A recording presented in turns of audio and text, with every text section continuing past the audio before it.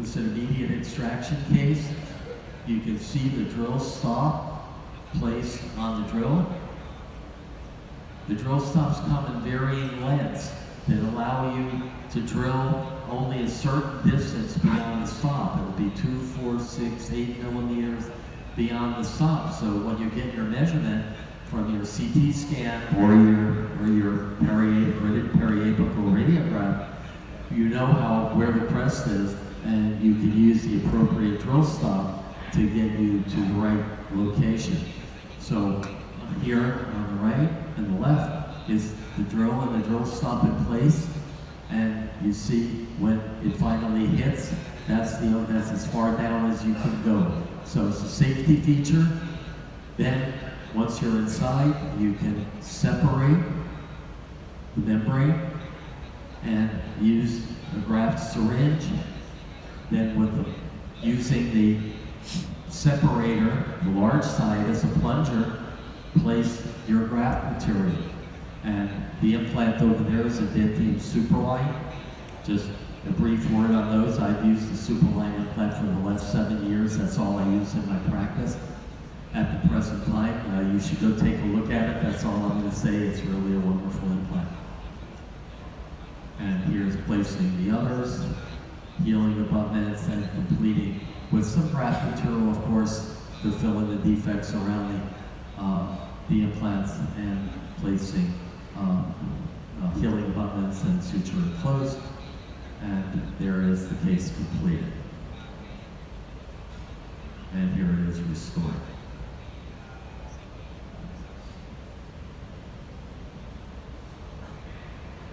It's funny when you look at the restorations and you look at them using screw retain, and you think about how we've gone through the years. We started out, of course, only having screw retain available, and then everybody said, we hate screws, why can't we just cement everything in place like we did before? And it was great, it was easy, but the thing that isn't easy is treating peri-implantitis, which happens because when you cement restorations in, there tends to be excess cement, which you can't see, and it's probably the major cause of peri-implantitis. So it's kind of swung around now to we're using a lot of screw-retained restorations again. And certainly, if you're looking at a restoration where your sulcular depth is 3 millimeters or greater, it would be a very unwise decision to use a cement-retained restoration here, because you'll never get the cement out, and you're going to have a problem down the line. So, I want to show you some things that you haven't seen before, and I'm going to show you a procedure called the SAD technique, and it's short for a simplified enterostomy design. And what it's meant to do is to get practitioners in the habit of making the lateral window in the best position. And the best position is the one, by definition, would be the best position is the one that allows you the best access to see what you're doing to give you the lowest complication rate. And that's the best way to describe it. If you make your window in the wrong place, and most people tend to make their windows too high up and too far distally, when the area that will give you the most problems is the anterior part of the sinus. So we've devised a technique where you'll make your window in the anterior part of the sinus just by following the protocol. But it didn't come from nowhere. It came from other types of procedures that were done before. So let's look at where it came from. There was a procedure called the transsinus implant. And essentially what it was a way to take an all-on-4 or an all-on-6 case, which normally used a tilted implant right anterior to the sinus as the distal implant. Now, that's great if your anterior-posterior spread is large. But if you're working anterior to the sinus and all 4 of your implants are almost in a straight line, you have a very poor mechanical advantage here, and you're going to overload the case. So the transsinus implant was a technique to allow you, with a very small sinus lift, to get another 10 millimeters back on each side to increase the AP spread.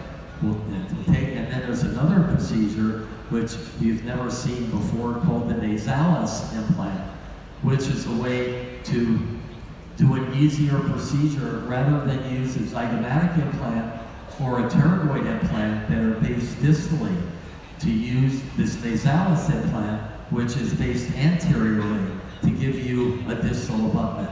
So let's look briefly at those two procedures, okay? They both take advantage of some very important bone, and it's the bone that forms the piriform rim.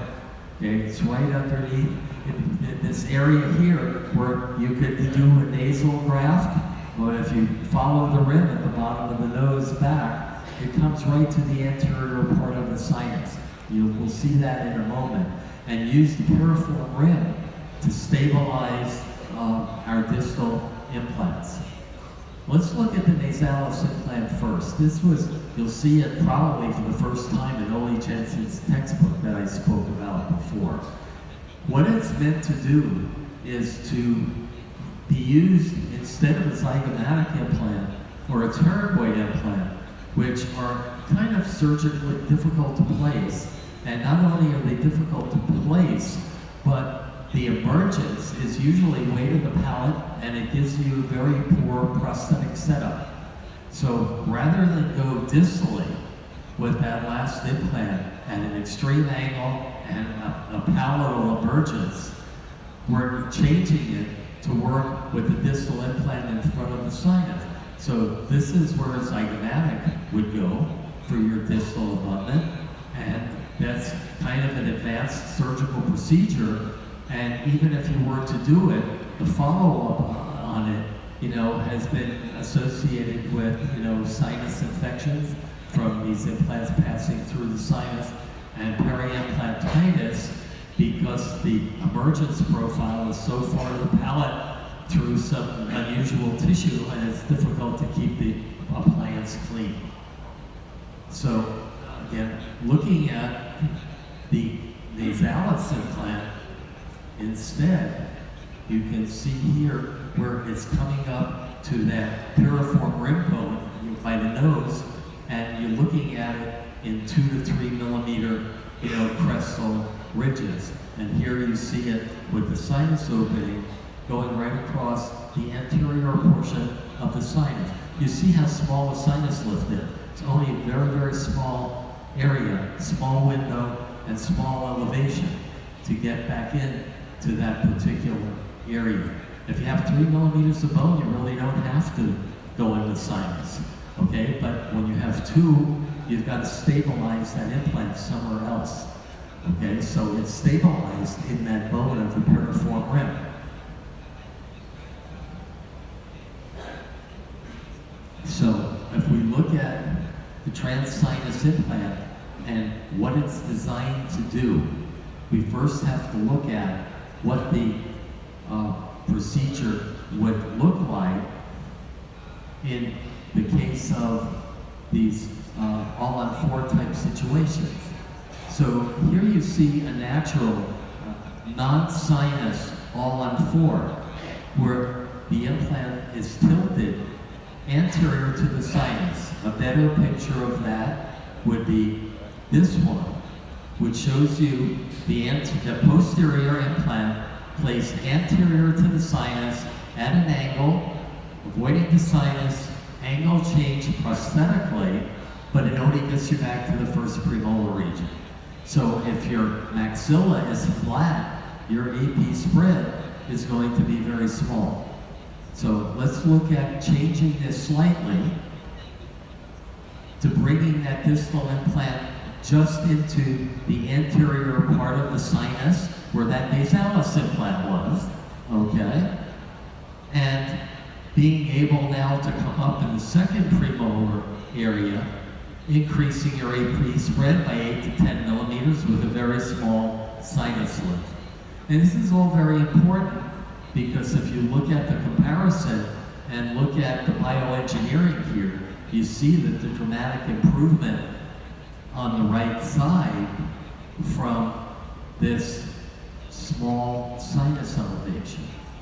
So we looked at all this, and when we looked at the survival rates of these trans-sinus implants, we saw that they worked all the time. Why? It was a very small sinus lift, and a lot of times we had it stabilized at the apical end.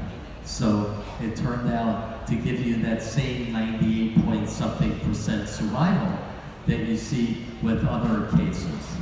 So this is kind of what it would look like if you were doing a trans-sinus implant. The anterior wall of the sinus is right near that probe. You have 3 to 4 millimeters of crestal bone, and you're going through there. Now, in this case, we opened up, we flapped back over the nasal cavity, which you can see on the upper. When you're doing this surgery, you don't do that. But we did this just to show the piriform rim, right? So you have that 2 to 3 millimeter thickness of bone right underneath the nasal cavity. And we're going to use that to stabilize the implant apically. Here, we kind of went through it just to show you where the opening was. And you'll see that when you could go right through here, you don't want to go through it. You want to stabilize the implant in it. But if you did accidentally go through, the nasal mucosa is very dense, and you're probably not going to do anything to it. You have to know the anatomy of the area, and you have to, but when you're open here, you can actually see where you're going, provided that you're working right on the anterior sinus wall. So you'll see how this works. The implant going in, stabilizing right in that bone at the top. Now, this is a very interesting situation. We'll go back here. What you have on this here is tricortical stabilization. Not bicortical, tricortical. You have the crest, you have the sinus, cortical sinus floor, and you have the piriform rim. So, if you have 4 millimeters of crestal bone, you can load these immediately because you have tricortical stabilization. If you don't stabilize it in the piriform rim, which you can do, you can end it short of the piriform rim, but now you have to wait 6 to 8 months because now it's a typical sinus implant without apical stabilization. So it's a very nice technique because it allows you to immediately load it all on 4Ks if you can stabilize that implant apically. So that's where that came from. So how does this fit in to what I'm talking about for just a general lateral window? No fancy stuff, just the lateral window. Well, you notice that those lateral windows are all made up against the anterior wall. Why is that important? It's important because of a study we did back in 2001 that showed where the major number of perforations occur. They occur in the anterior portion of the sinus, where the sinus is very narrow, and it becomes a narrow sinus, becomes very difficult to elevate a membrane, okay? Because it's just hard to reach. And if you made your window over here, and the narrow part is over here, well, your instrument goes in, then your wrist goes in, then your elbow goes in, and you still haven't reached the anterior wall yet. So you've torn the membrane completely apart. Okay, so our goal is to make the window in the right place. Okay. This was the study, and it showed that the perforation rate, go ahead to the next slide, the perforation rate is related to the width of the sinus. In the anterior, where that angle could be less than 30 degrees, the perforation is over 60%. When it gets wider, it drops down. When it gets even wider, perforation rate is 0. You just go right across in the posterior area.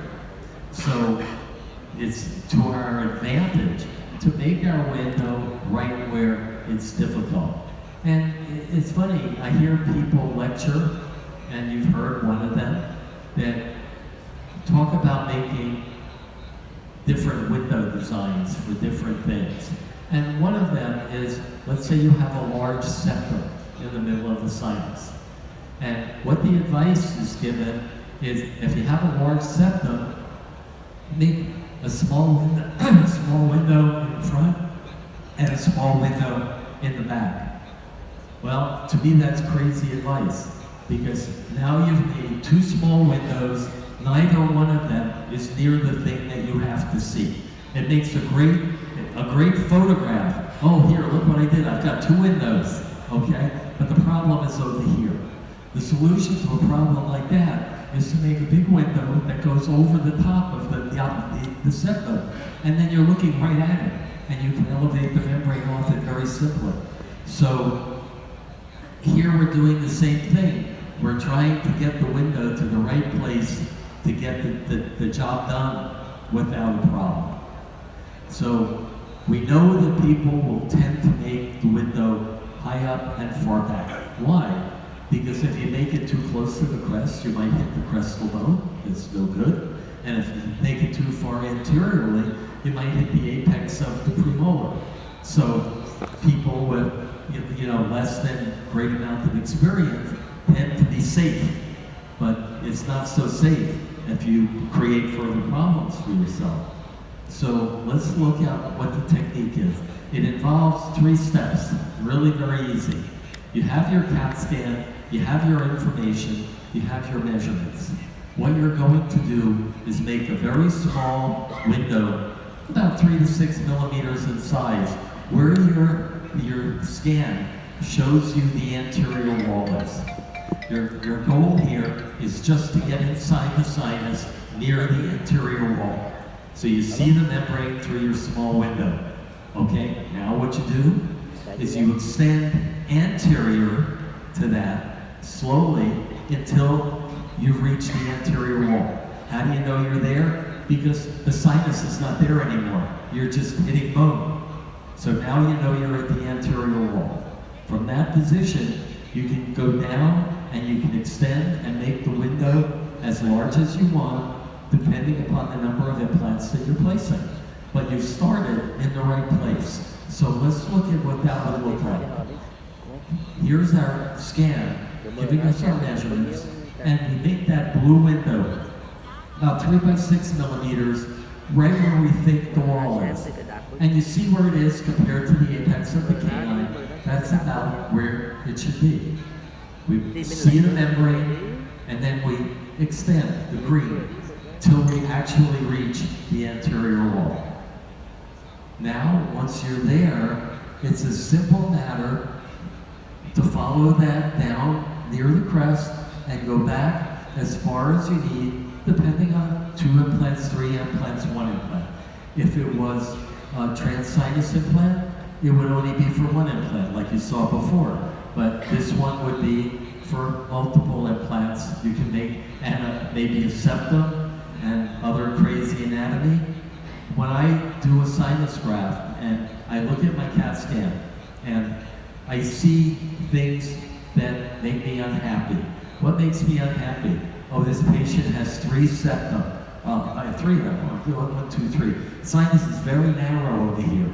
There's something called the palatonasal recess, or a big angle out of the medial wall. And every time I see one of these things, my brain says, larger window, larger window, larger window, larger window. And the more different things I see that look like obstacles, the larger I'm going to make my window. I know that it doesn't matter. It'll just take me a little bit longer to get the bone because I've taken away some blood supply. But I'll get it, and I won't have a disaster while I'm trying to make my window. So here, just looking at what this looks like. Your first small window. I see membrane. I extend to the anterior wall. Good. Now, I just make it as large as I need it for that particular case. And if you look at the next slide, look how close to the anterior wall I am. 1 millimeter from the anterior wall. And when you're looking at a narrow sinus, how can can you elevate in that area if your window is too far back? You cannot do it. So here, again, I'm 1 millimeter from that narrow anterior part. So this is what the SAD technique is teaching us. Get the window to the proper location. So, and here's a case, it's not for an all-on-4, but it's just for a bridge. We took out a premolar, and rather than put the implant right there at an angle, we just went back and made that window kind of just, it's the transsinus window. We made sure we made it right up against the anterior wall, and look at the size of the graft, okay, that allowed us to move one back. So now we'll go in and place an implant where the tooth was extracted. We'll place the one that you see here, and the net result is we're able to make a 4-unit bridge with only one cantilever instead of a 3-unit bridge, or a bridge with 2 cantilevers. So it gave us the opportunity to avoid a removable appliance by just moving that implant slightly back with a very, very simple sinus elevation. And looking at it radiographically, you can see the very small size of the graft and see what we're able to accomplish. Okay, so there's always a new technique that comes along every once in a while, and this is an interesting one. I've lectured for many years to a group that comes from Italy to NYU, and I've gone and lectured to them in Italy for courses, and the group is headed by an orthodontist named Dr. Ravazzolo, and this is a surgical technique for sinuses designed by Dr. Ravazzolo, an orthodontist. So go figure where the right information is going to come from. Generally somebody who doesn't do surgery. So why do we need another technique, and what can this one do for us? Well, remember that Dr. Ravazzolo has heard me speak a lot of times. So he's incorporated everything that we've just talked about into a different technique that allows you to reduce the height of your osteotomy. The basic concept of this is we can reduce patient morbidity if we can reduce the amount of elevation of the flap. And the way we do that is to make our window right at the crestal level, not right at the sinus floor level, and only make it 6 millimeters high. So that way we don't have to elevate that flap all the way up to here. We only have to elevate it up so high. And we wind up possibly placing shorter implants, but if you have to place shorter implants, that's fine, because the literature shows us that short implants will work just as well in sinus grafts. But there's other literature from another paper that shows us that that's not necessarily the case here, that you can actually elevate the membrane just as high with this low window technique as you can with the standard technique. Was the piece that was missing. So let's look at this, okay? 3 things.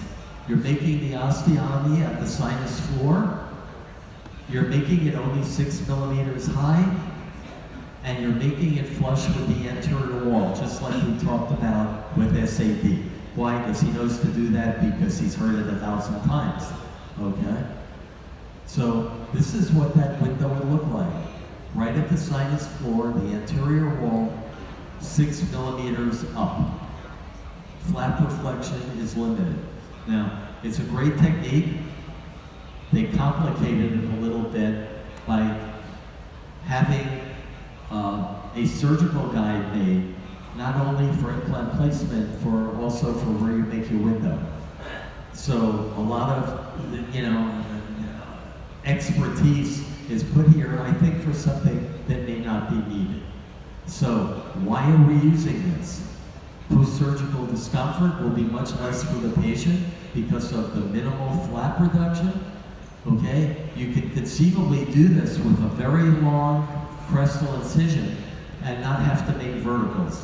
Again, I think that that's not a good idea, because if you don't have a vertical, you're pulling on your flap the whole time you're doing the procedure. More trauma than making the vertical. Okay? And he had very low perforation rate because he made his windows right at the floor, and you could see everything, and right next to the anterior wall in the narrow portion. So just diagrammatically, it's exactly the same thing I showed you before with the SAD technique to get right in that anterior portion. So this is a sketch of how he's making a surgical template that allows for the cutout of the window as well as the implant placement. And if you're looking at it from the guide in place, the window is outlined, the window is made, it's elevated. You can see that it's only 6 millimeters high.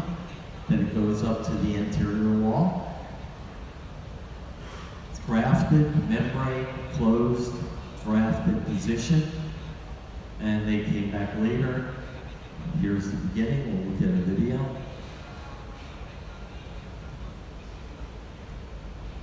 This is just basically the technique for designing the surgical guide and just showing how it's cut out using your CT data.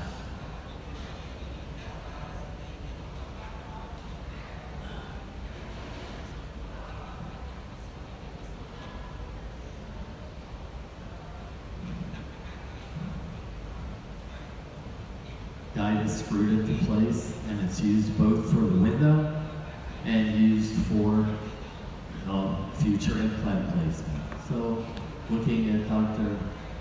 Lanioli's procedure,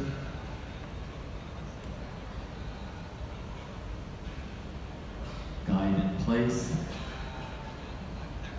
using piezo to make the window.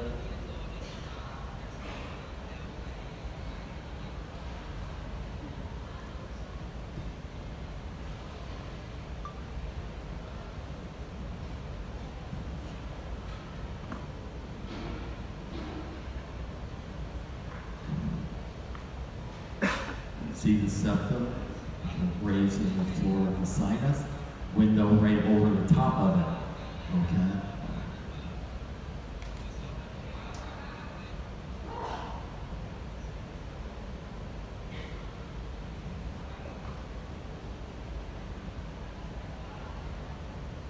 And then you have the tubes there for later drilling the implant sites.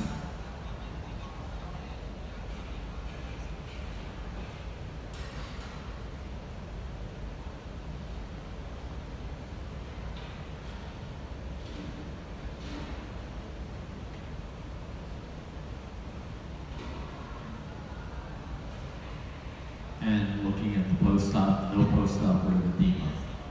And again, that's because of the limited flap elevation. People tell you that to making small windows gives you a better post-operative. That's not really true. It's not the small window that's giving you the better post-operative course. It's the smaller flap elevation that's giving you the better post-operative course.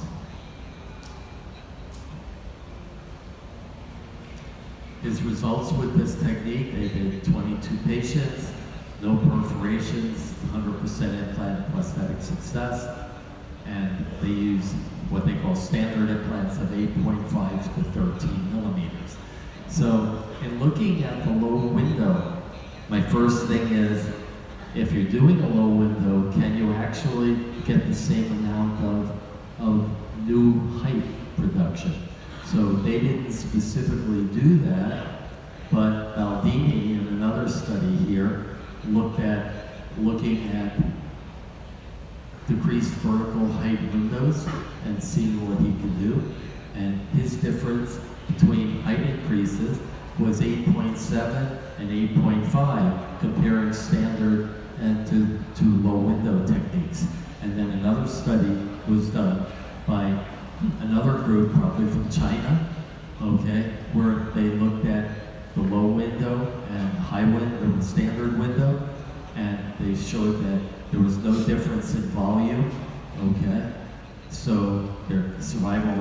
was 100%, actually 100% in the test with the low window versus the control. So again, they were able to get 9 and 10 millimeter heights here using standard low window. So it will just involve a little bit of a change in your elevation technique. When I make a big window, I only have to elevate the membrane off the floor, anterior and posterior. When you make a low window, you have to do the floor, anterior, posterior, and a little bit superior to get that to move up on the lateral aspect. So it involves a little bit more of an elevation technique, but you can still get the same amount of height. So it's a very valid technique to use. And I started doing a couple of those to see if I have similar experience. But this was just published, I think, in December. Okay. Now, another technique that we can use for lateral windows is osseodensification. You have this here? Osseodensification here? And not here yet? Okay, this is a very interesting thing. Dr. Ways is a periodontist in United States, and he investigated different ways to drill implant receptor sites. And what his feeling was, if you're working in poor quality bone and you're drilling implant receptor sites, what are you doing? You're taking bone out. So you're taking a poor quality site and you're removing bone. What if in making your osteotomy, you did not take the bone out, but compressed it laterally? So he had to develop a system that allowed him to do this because that would densify the bone. Now there's another way to do this, of course. It's called, you drill your receptor site one size smaller. Make a smaller osteotomy. But the bone that you have is still not dense. Here it keeps everything and makes it denser. So how do you do that? Normal drills have very few flutes and run forward, and the drill running forward takes bone out of the osteotomy in the flutes. You all see that when you make implants receptor sites. The bone comes out in the flutes. What he did is he designed different drills that have more flutes that are tapered, and you run them in reverse. So now when the bone gets in the flute pulls it into the osteotomy, not out. It's very interesting. And this was designed to make your implant sites better, to give you better primary stability, better bone implant contact. But we're not going to be looking at it particularly for that today. We're going to say, can we use this for sinus elevation? Okay, so let's look at what it is. It's a specially designed drill that's tapered and compresses the bone laterally. When you push this drill in, it doesn't just go because you're not taking anything out. You have to pump it with a water spray to cool it and pump it. It doesn't go. If you're underneath the sinus, it won't go like this. It's going to be very difficult to move it forward because it's pushing the bone ahead of it and laterally. So you're condensing the bone and compressing it laterally. The fact that it's tapered slows it down even further, okay? And you're going about 1200 RPM, pushing all the, nothing comes out. Everything is going in.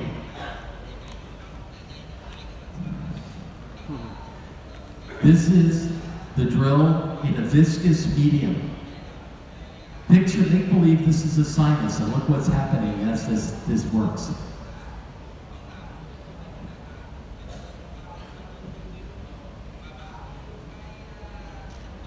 Well, it looks like a perfect sinus bone graft to me. Yeah.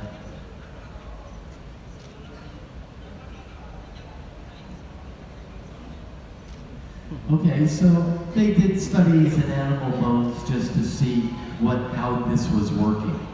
And so they took a standard drill, almost the same size drill. Standard drill running forward. His drill running forward. His drill running in reverse. This hole is smaller. Why? Because you're pushing the drill in, it expands things out. When you take the drill out, it springs back. And you can see the density. So you wind up with a smaller, denser receptor site. Again, regular drill and forward. His drill and forward, pretty much the same. His drill in reverse. Micro CT, very dense, smaller. Histology. Look at the one on the right, how dense the bone is compared to the other two. That's the day of placement, okay? So it does what he says it's going to do. The question that people have is, all right, you're keeping all that bone that you're milling away and you're pushing it in there. But it's dead bone, isn't it? They're gonna necrose, and it doesn't matter, you're better off taking it out. Well, isn't a bone graft dead bone? Okay, so I don't know if that is the detriment. And the other thing that I think about is that when we were putting in cylindrical implants, then you put in cylinders, no screw threads. You tap them in. And you tap them in and they were a little loose. What did we do if they were a little loose? We put some bone graft in and then tap them back in again. Now they were tight. And it worked just fine. Okay? So I think this is a very sound technique, and also because people kept bringing up this question, is the bone is dead? They just published a paper. It came out last month. I don't have the slide yet. That showed that is not a factor. That bone becomes vital, and that was done at NYU by the histology department. So I think that all of this is valid technique, but this is not what I'm using it for. Okay, I want to use this for sinus elevation. So what do you gain by this? You gain a major increase in primary stability, both in this is insertion torques and removal torques are both dramatically increased.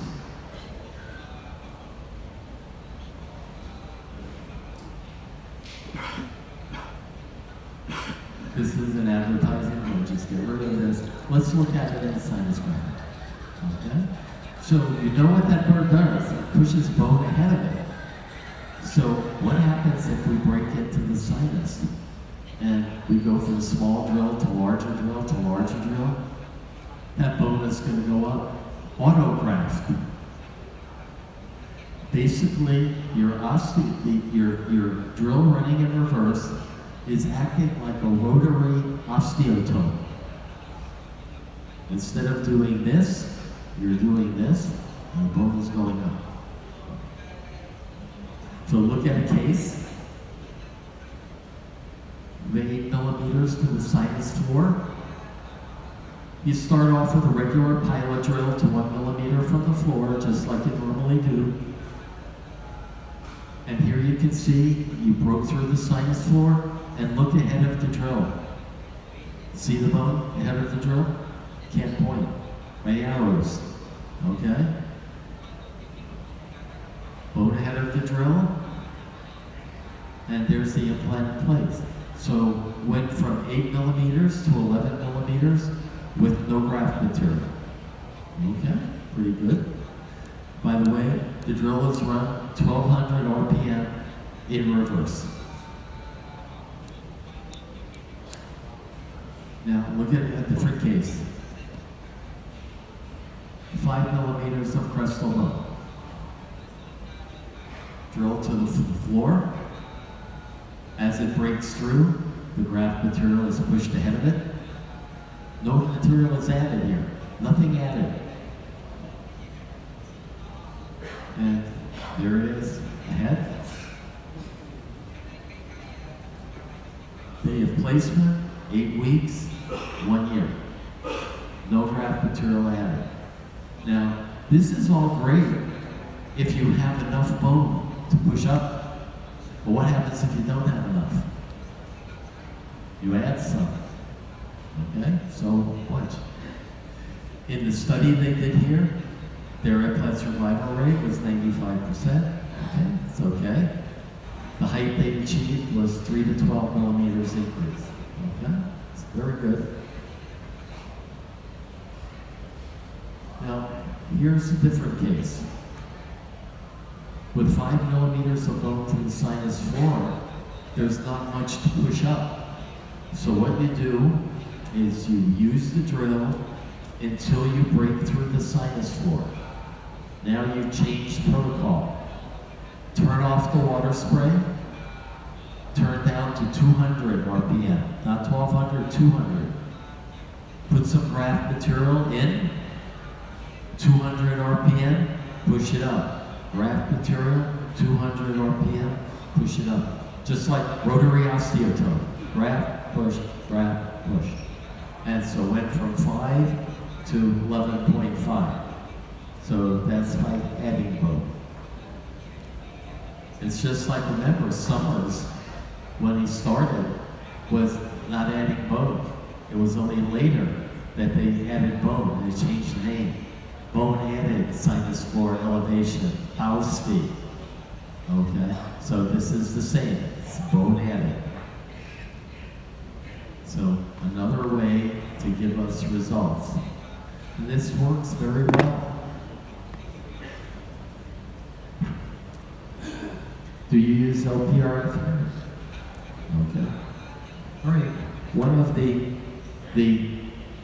I guess you call it a hot thing on the market the last couple of years was LPRF. You know, we started with PRP, we went to PRGF, then now we have LPRF. And I spoke before about these bone-added products not doing very much for bone formation. Because they don't. But they are good for other things. They're good for soft tissue healing, and they're good for, in combination with graft material, space maintenance. Okay? So they have a use, okay? And we just want to talk about it and see what it is.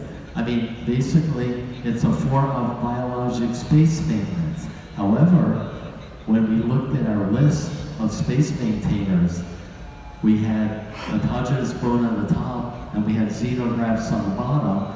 LPRF was closer to the top, not a good space maintainer, than the bottom. But if you take LPRF and you put some xenograft in it, well, now it's a biologic space maintainer. And it works. And it works for other things as well. Okay, that's advertisement, we'll forget that. This is from the Intraspin company. It's a Florida-based company. And basically what they're selling you is a centrifuge and a surgical technique. And they claim that their centrifuge is better than anybody else's centrifuge, okay? And it probably is, because when that centrifuge is running in my office, I can't hear it. It doesn't vibrate at all, it doesn't make noise. And when I gave it, when it came out, I had every other centrifuge in my office already because people would give me things. And I said, okay, I'll take yours, but I'm going to give you these 3 other centrifuges, and I want you to take them back, and I want you to do a study and show me that your centrifuge is better. And we got a better fibrin clot with their centrifuge. So the thing here is you're trying to establish a biologic product, and the better biologic product that you establish, the better will be your results. So the LPRF seems to be a valid technique. And we talked about centrifuges being equal. This is their centrifuge, the Intraspin. And when you look at their fibrin clots under magnification, you see that the fibrin is organized and the cells are intact. Okay, they're not cremated. Everything is alive and organized. Okay, it's a very nice product. So if you compare them, to other products, you see that they're not. This is a different centrifuge. You see that the fibrin network is completely disorganized. It doesn't even exist. It's a TDZ4, 4Z centrifuge. And you look at it close up, it's not the same product. So they have a valid claim for that. It comes with all the stuff you use, and essentially, if you own the centrifuge, the cost of doing this procedure is about $10. And just the test tubes and the drawing equipment. There's nothing else that you need. You're not adding any products, you're not adding bovine thrombin, you're not doing any changes. So it comes with this box called an expression box, and that's where you put their clots and compress them with the top. We'll go through that in a minute. When you spin your blood down, you wind up with 3 layers in the test tube. You wind up with your red cells on the bottom, your fibrin clot in the middle, and your platelet plasma on the top. And it's a matter of getting the right product into that expression box. So here's what it looks like in real life. Your single spin is done in like 12 minutes, and you see your 3 layers. You remove the middle layer, very easy to do, and you'll take that middle layer and you're going to just put it into the expression box. You can cut off the majority of the red cells. You don't need them. You just don't want to disturb the clot. Just leave it alone and gently remove the red blood cells. Now they're in the box. You put the top on the box and let it sit for 5 minutes. Don't press, just the weight of the top will compress them, and it makes your LPRF membranes. Okay? And this is what you're going to use as your graft material. The membranes vary in size. The size varies by how high you fill up the test tube. You should fill it up all the way, okay? And it depends on the patient's blood, on the constituency of the patient's blood. Sometimes you get small, sometimes you get larger. But they look like that, and they're very tacky. If you put one on top of another, they will stick together. So people use these to repair perforations. And one of them will be too small, so if you stick a couple together, it will be large enough. They'll stick to each other, and then they'll stick to the Schneiderian membrane. So they make very good repair membranes. Also nice, you can suture them. If you're, say you want to put it over an extraction site or a bone graft, you can suture it down to the soft tissue. And you can make different shapes. You can compress it so you can put it in the extraction socket. So you have all of that. Now, so here we're going to use it for a bone graft for the sinus. So we'll take those membranes that we made and we'll cut them up. No bovine thrombin, no anticoagulants added. Can mix it with some graft material. Here we've put it into a cylinder where you can make a socket style piece out of it and use it in an extraction socket. So here are some secrets, the things that you want to do to get the best results while you're doing this. Fill the tube to the top. You have to draw the blood and start spinning it very quickly, because if you wait too long, it starts to clot on its own because you didn't put any anti-clotting material in. So you got to draw it and get it in spinning very quickly. Okay, spin 12 to 18 minutes, depends on the patient's coagulation status. Cut off those red cells, don't scrape them. You leave a little bit of them on, and you use the box, compress it with only the weight of the top of the box. Don't add weight.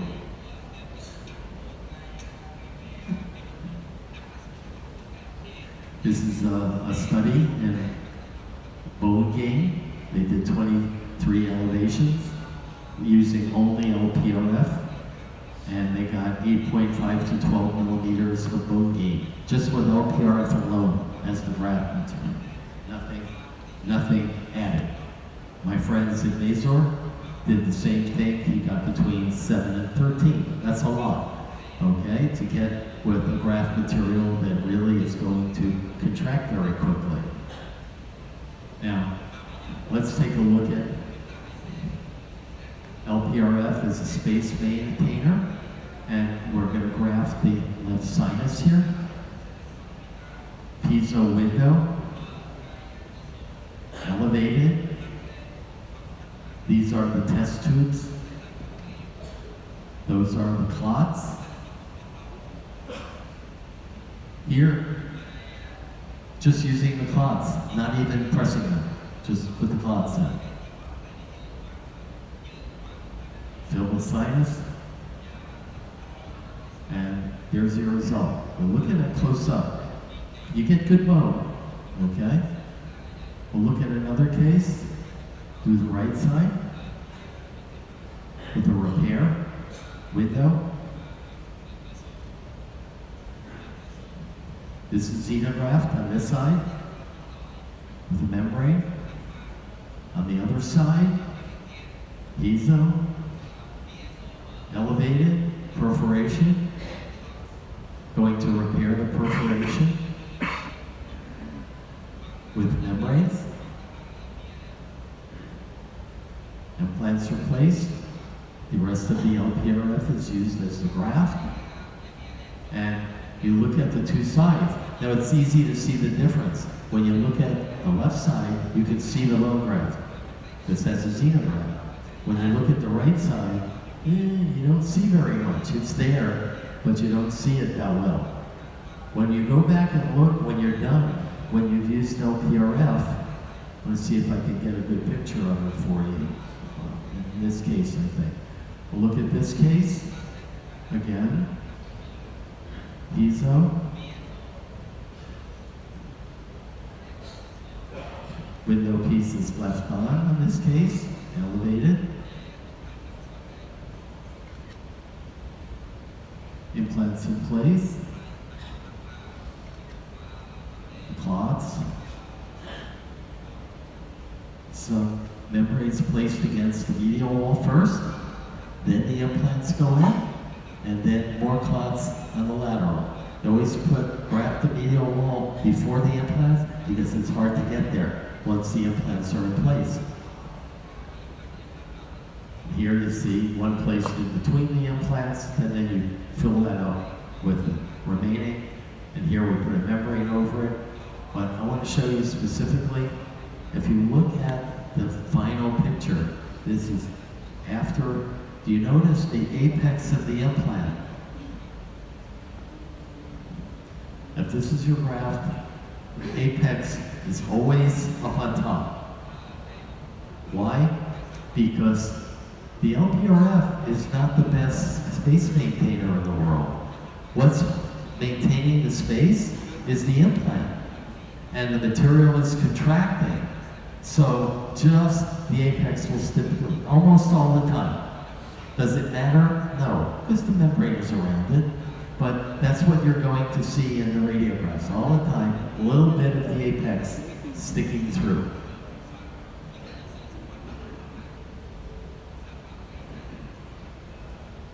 Here you see just a little bit sticking through.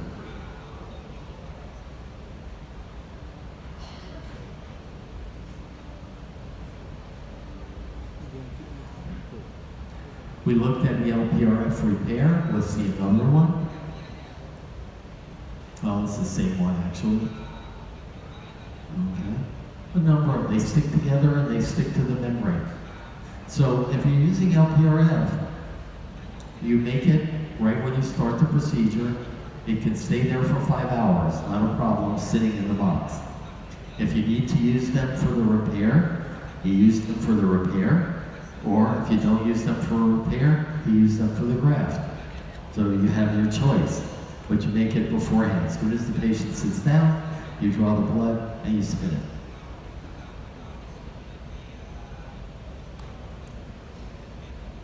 Another thing that this is used for, there's something called sticky mode. And what they're doing is they're using the LPRF in addition to the platelet poor plasma that was drawn off earlier, and you mix it together and it clots. And you do that with graft material and you can make semi-rigid blocks. So let's look at, this is the film from Dr. Zin Mazur, my friend.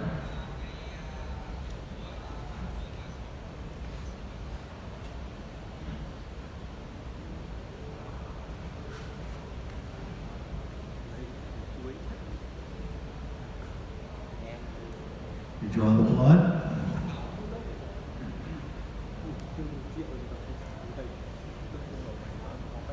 You always have to balance the centrifuge. Two opposite tubes and filled exactly the same height, 12 minutes. If you only have 3 tubes, you fill one with water so you can balance the centrifuge. Or else it shakes, you don't get a good clot. Now, remember the dentin grinder. Clean off the teeth.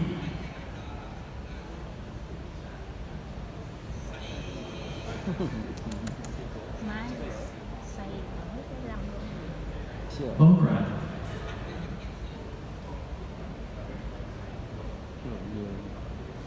You adjust the pH.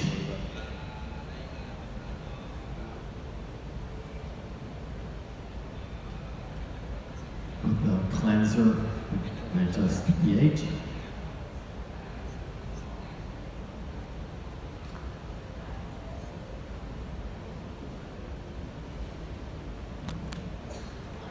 Taking some of the platelet poor plasma, put it on the side for later. We take our clots. I cut it off rather than scrape it off.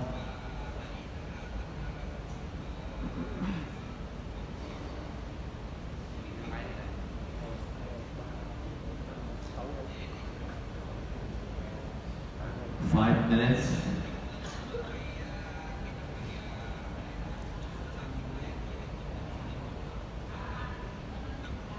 And you have your clots. Okay, now we're going to use these to make the sticky bone. It's the same way you would make graft material for the sinus. Cut up the clots.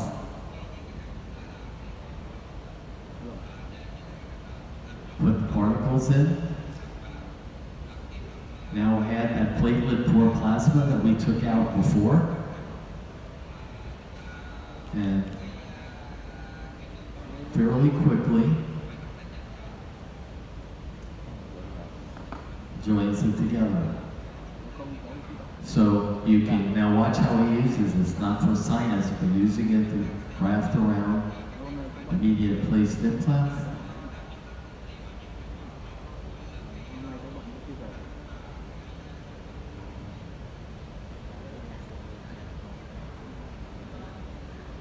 That's a PRF membrane.